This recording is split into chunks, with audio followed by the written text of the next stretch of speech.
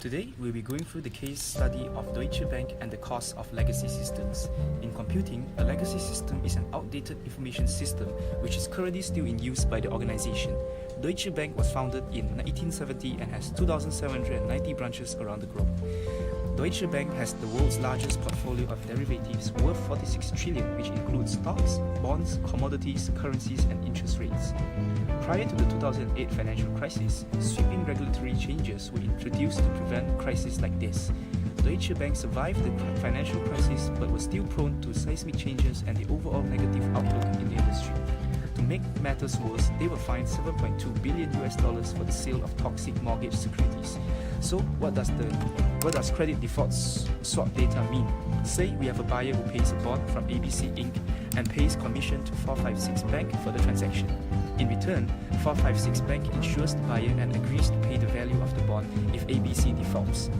The untimely and incomplete data submission to Commodity Future Trading Commission was due to the failure in supervising employees responsible for swap data reporting, a lack of adequate business continuity, which is the ability to maintain essential functions during a disaster, and a lack of a disaster recovery plan.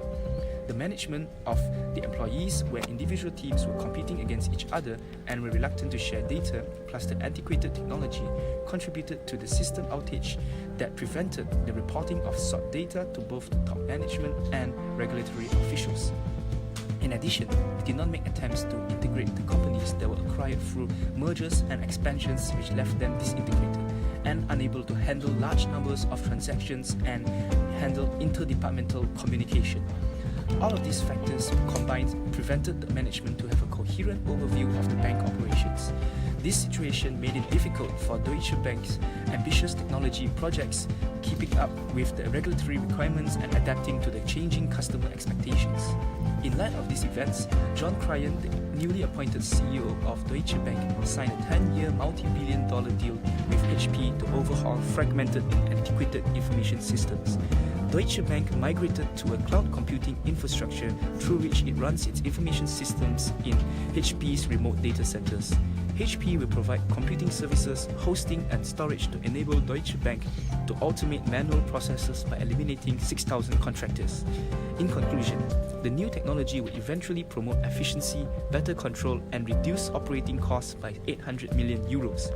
With these implementations, Deutsche Bank will be better equipped to serve the tech-savvy clients and adapt to the technologies relating to the banking industry.